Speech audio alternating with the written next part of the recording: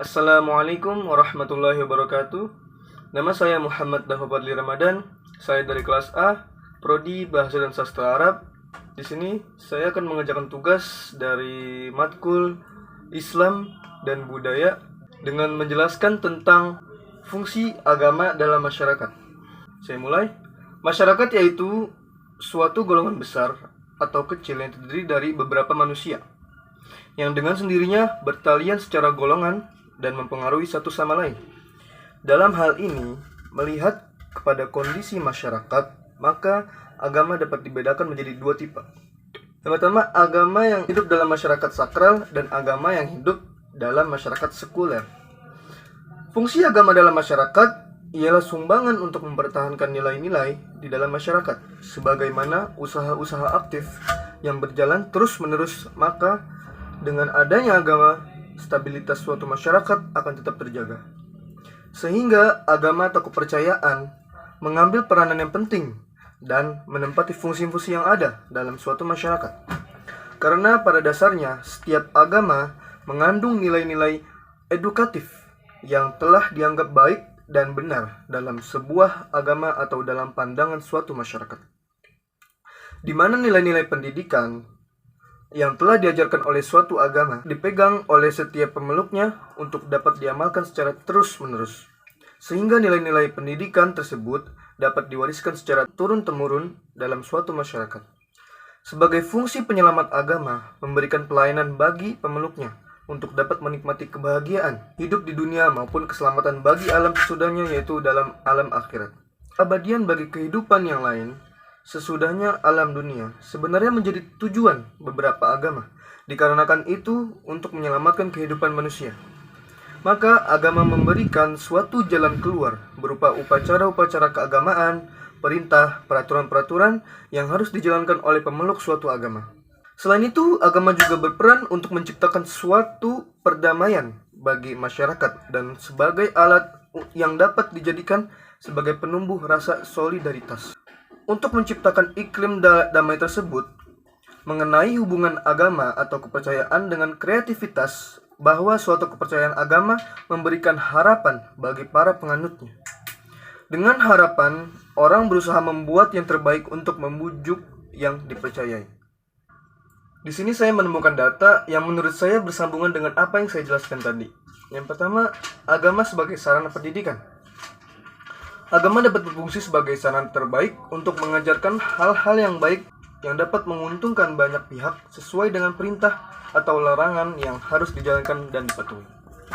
Agar seseorang bisa menjadi pribadi yang lebih baik dan selalu berada pada jalan kebenaran dan kebaikan menurut ajaran dan kepercayaannya masing-masing. Yang kedua, sebagai sarana untuk keselamatan.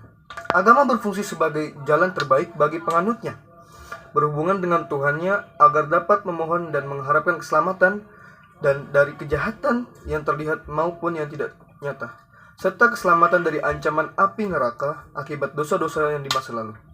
Seseorang yang memiliki agama, maka dirinya memiliki Tuhan untuk tempat berdoa, mengeluarkan unek-unek dan memohon keselamatan dunia akhirat. Dengan begitu, hati bisa terasa lebih tenang dan mendekatkan diri kepada Yang Pencipta, merupakan cara agar hati menjadi tenang. Karena ajaran agama yang selalu mengutamakan untuk selalu hidup berperilaku baik, saling menghormati dan menyayangi dengan orang yang beragama berbeda, dapat mewujudkan persatuan dan kesatuan dan sebagai alat untuk menuju perdamaian dunia.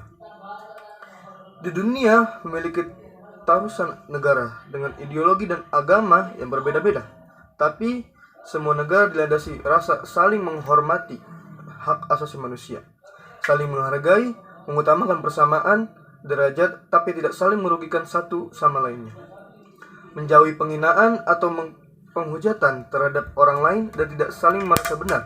Maka perdamaian dunia akan selalu tercipta hingga akhir zaman. Sebagai alat untuk sosial, dengan beragama, manusia akan lebih peka, lebih cerdas, dan lebih tanggap dalam menyikapi dan menghadapi masalah-masalah sosial masyarakat.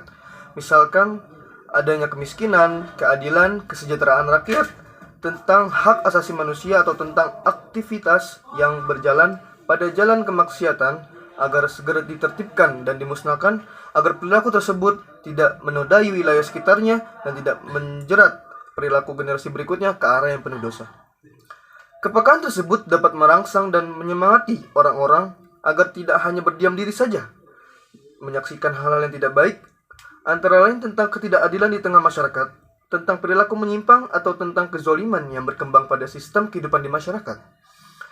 Masyarakat yang memiliki agama, maka akan memiliki jiwa yang lebih peka dan cerdas untuk menolak semua peristiwa yang berbau ketidakadilan tersebut. 5. Sebagai jenjang hidup yang baru, ajaran agama selalu mengejarkan hal-hal yang baik dan melarang manusia untuk berbuat sesuatu yang merugikan orang lain, apapun bentuknya. Ajaran agama mampu memperbaiki kualitas kehidupan seseorang dalam bergaul dan berinteraksi di tengah masyarakat, bahkan mampu mengubah pribadi seseorang atau kelompok menjadi memiliki jenjang kehidupan yang baru, yaitu kehidupan yang lebih baik dan mencapai spiritualnya masing-masing. 6. Sebagai tempat untuk berinteraksi, pada dasarnya ajaran kebaikan dan kebenaran ada pada semua agama, apapun di dunia. Agama mengajarkan manusia untuk saling bersosialisasi atau berinteraksi dengan orang yang beragama lain. Semua ajaran agama memiliki aturan yang membolehkan segala bentuk usaha yang mempunyai sifat duniawi dan sekaligus agamawi, selama usaha yang dilakukan tidak bertentangan dengan ajaran agama dan sesuai dengan norma-norma yang ada dalam masyarakat. Itu saja yang bisa saya jelaskan kepada kalian semua. Jika ada salah kata maupun penjelasan saya yang kurang tepat dan berkenan di dalam hati Anda, saya mohon maaf dan sebesar-besarnya dan mohon dikoreksi. Sekian dari saya, billahi taufiq wal hidayah. Wassalamualaikum warahmatullahi wabarakatuh.